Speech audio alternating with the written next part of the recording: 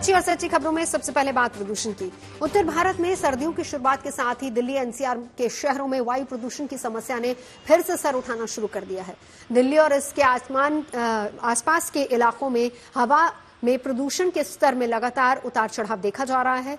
दशहरा पर जगह जगह रावण दहन के बाद हवा की गुणवत्ता खराब होने की उम्मीद जताई जा रही थी, लेकिन राहत की बात यह है कि मौसम ने साथ दिया, जिसके चलते राजधानी दिल्ली में पिछले 2 दिनों के मुकाबले प्रदूषण काफी कम देखा जा रहा है। जबकि दिल्ली के पड़ोसी शहरों में AQI का लेवल खराब श्रेणी में दर्ज किया गया है। हालात को देखते हुए सरकार और प्रशासन ने प्रदूषण से निपटने के एक्शन प्लान पर तेजी से अमल करना शुरू कर दिया है।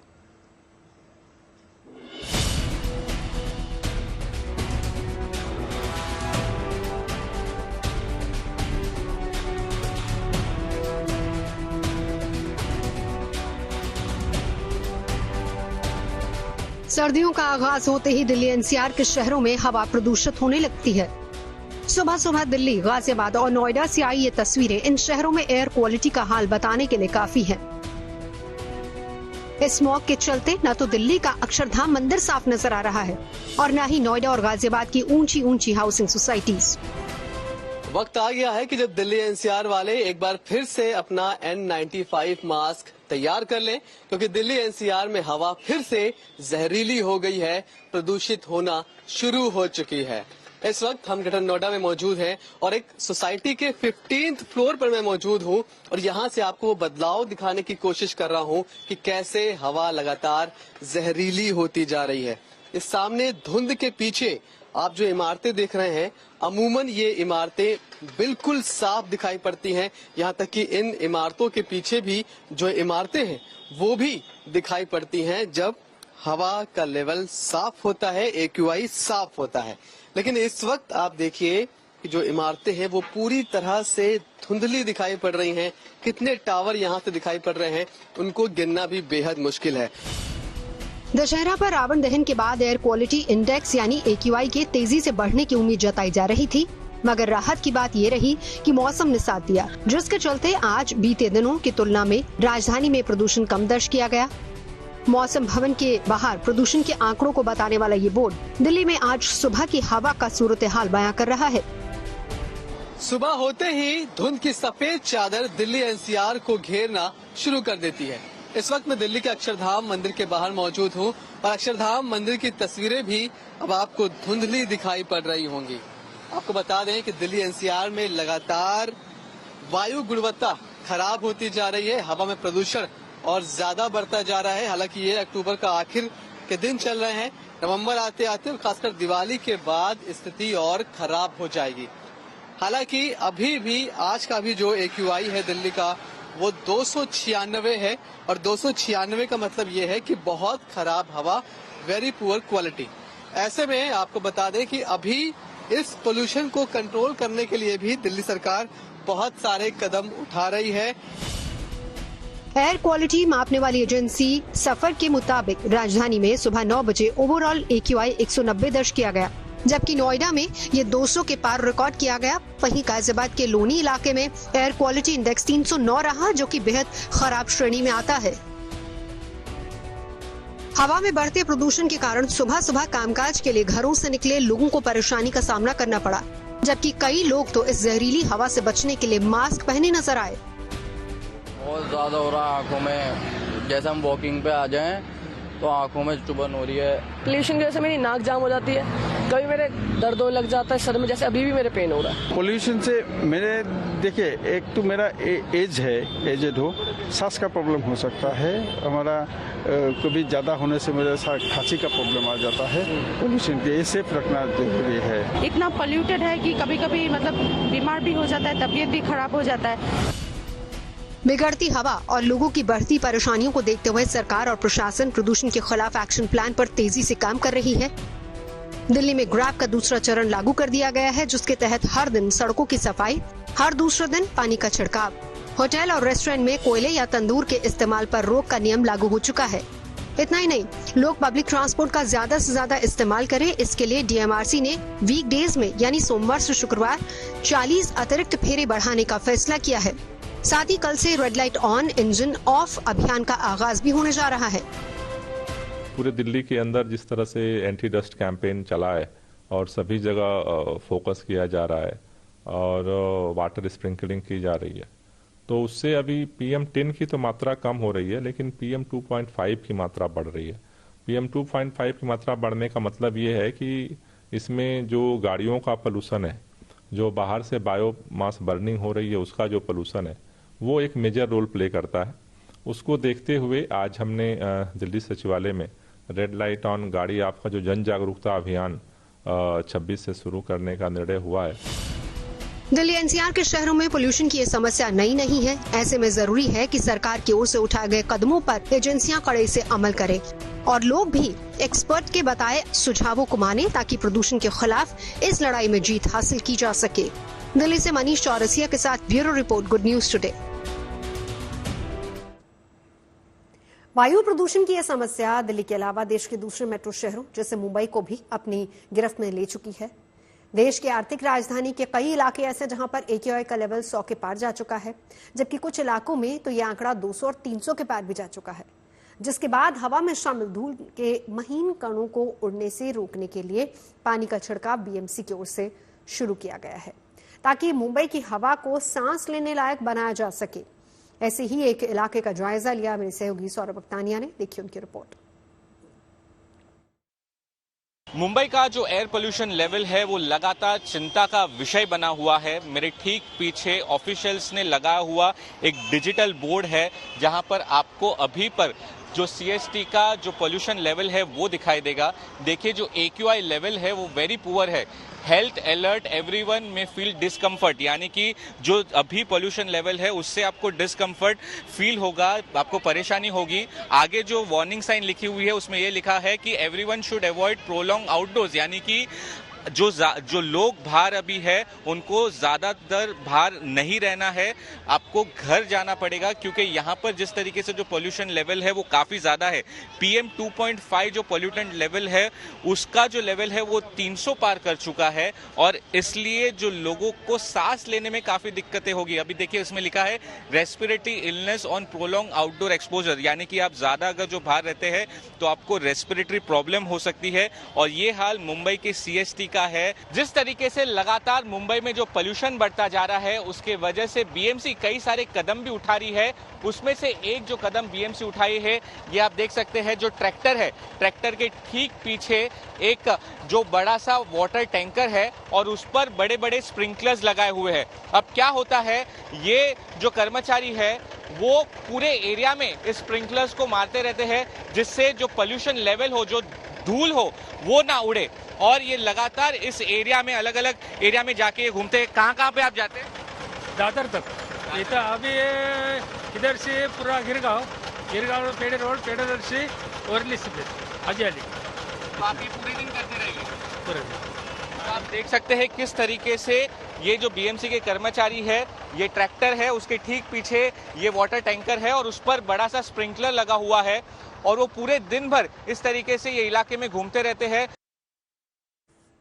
वायु प्रदूषण का ये संकट हर उम्र के लोगों पर असर डालता है, मगर बच्चों, बुजुर्गों, अस्थमा के मरीजों और हार्ट की बीमारी से जूझ रहे लोगों के लिए ज्यादा खतरनाक है। ऐसे में इन लोगों को प्रदूषण से बचने के लिए क्या करना चाहिए, आइए जानते हैं डॉक्टर राजेश चावला से। सबसे पहले तो आपको अगर जब एयर पोल्यूशन AQI देखते रहिए, वैसे देखते रहिए वेदर। अगर आपका बाहर जाना जरूरी नहीं है तो कृपा करके इन दिनों घर के अंदर रहिए।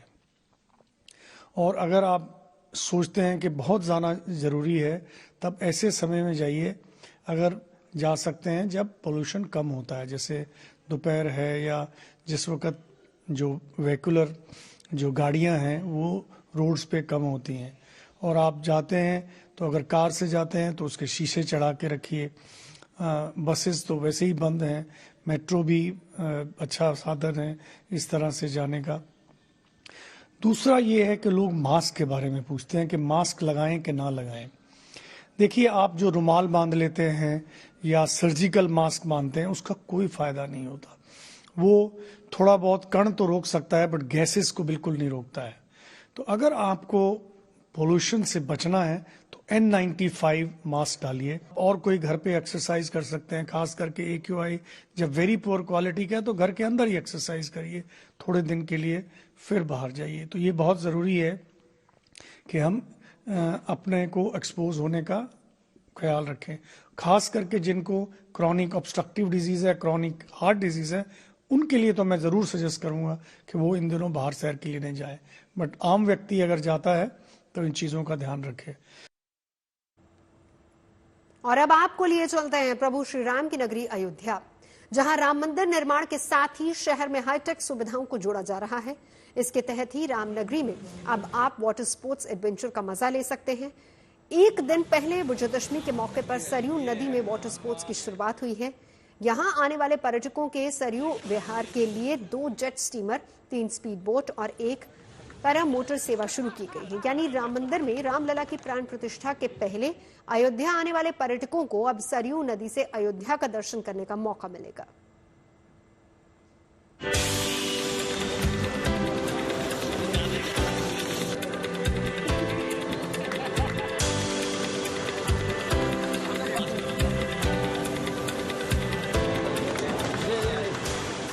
लहरों पर रफ्तार से बातें करती जेट स्की की ये तस्वीरें गोवा और मुंबई से नहीं बल्कि धार्मिक नगरी अयोध्या से आई हैं, जहां अब वाटर स्पोर्ट्स एडवेंचर की शुरुआत हो चुकी है।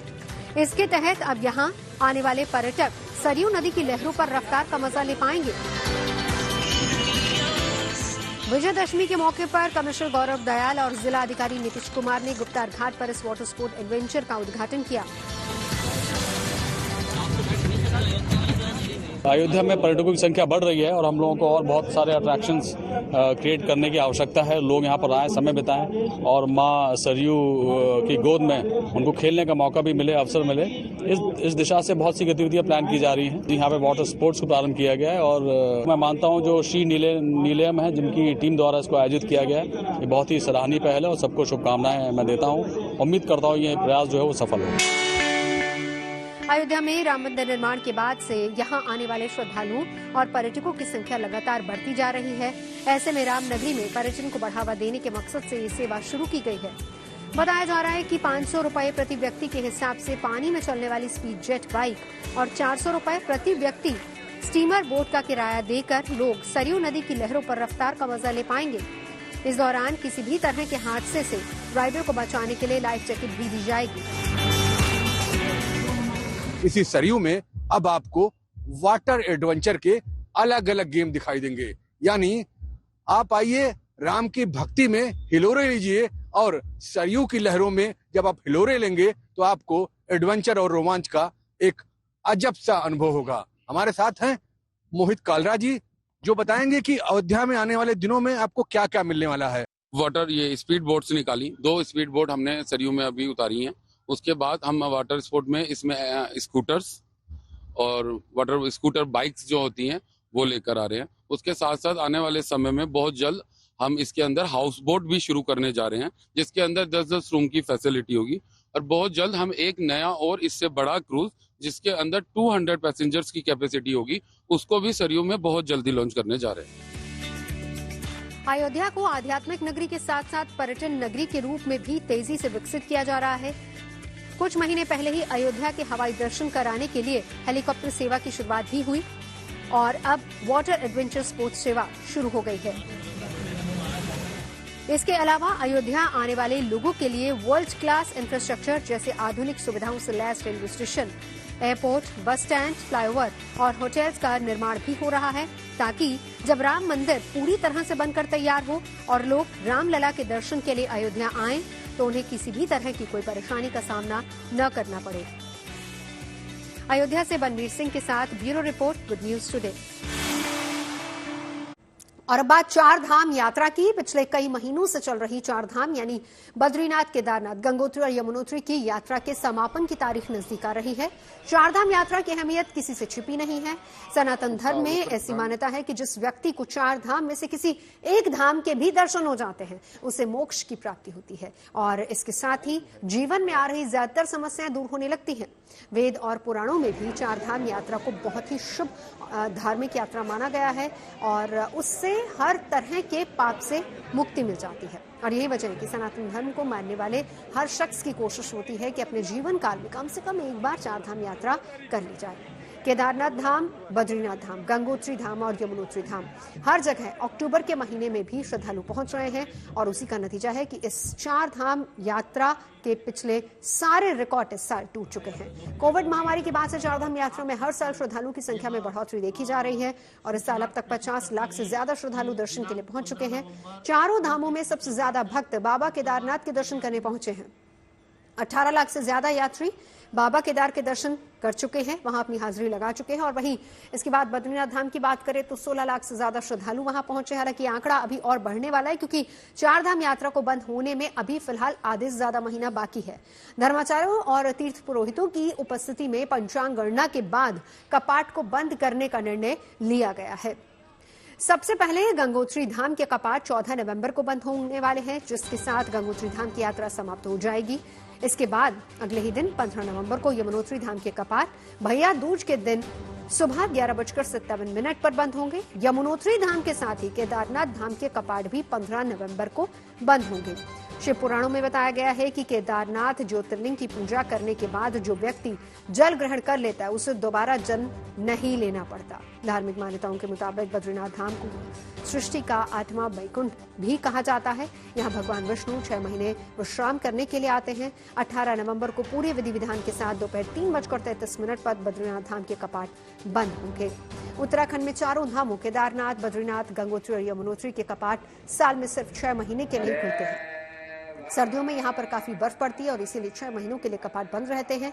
इस बार 4 धाम की यात्रा में बड़ी संख्या में पहुंचे श्रद्धालुओं ने सारे रिकॉर्ड तोड़ दिए हैं। ये जग जाहिर है कि 4 धाम के दर्शन करने के लिए लोग महीनों का इंतजार भी करते हैं और इसमें कोई दो राय नहीं है कि यहाँ पर जाना अपने आप में एक अलग अनुभव होता है।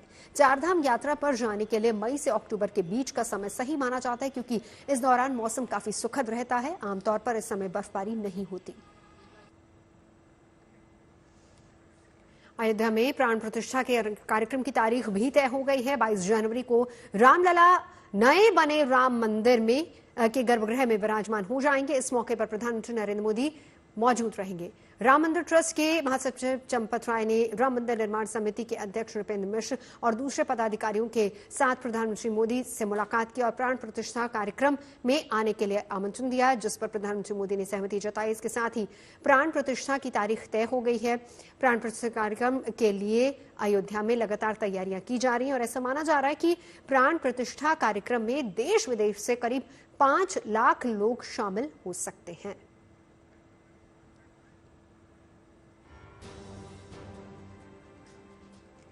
और अब बात करते हैं प्रधानमंत्री नरेंद्र मोदी की तोहफों की। अक्सर प्रधानमंत्री जब देश या फिर विदेश में किसी भी दौरे पर जाते हैं तो उन्हें बेशकीमती तोहफे मिलते हैं।